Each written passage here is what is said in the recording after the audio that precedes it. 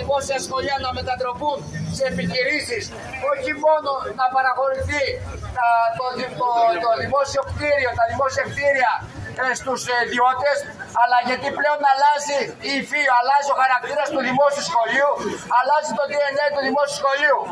Για μας είναι κρίσιμο αυτό που ξεκίνησε στο πρώτο γυμνάσιο Περάματος.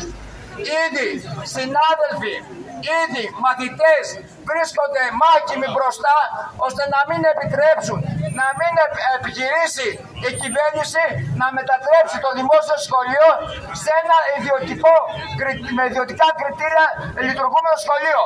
Για μας είναι κάουσος μπέλι αυτή τη στιγμή που ξεκινάει η επιχείρηση της διάλυσης του δημόσιου σχολείου, της ένταξης των ταξικών φραγμών, του πετάματος των παιδιών των λαϊκών φτωχών οικογενειών στον ΚΕΑΔΑ.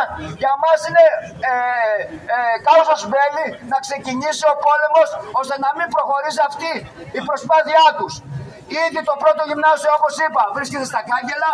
Ξεκινάμε από αύριο το απόγευμα που υπάρχει συνέλευση γονέων αύριο στο πρώτο γυμνάσιο του Περάματος, όπου με συντονισμένα βήματα, με καθορισμό των κινητοποιήσεων την επόμενη εβδομάδα, να μην αφήσουμε τη λαιλάτιση του δημόσιου δωρεάν σχολείου που επικαιρεί αυτή τη στιγμή στην κυβέρνηση.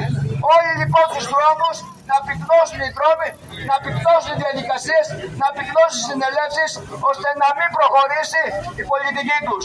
Όλοι λοιπόν αύριο το απόγευμα 6 ώρα στο Πέραμα, στο γυμνάσιο που θα γίνει η συνέλευση γονέων.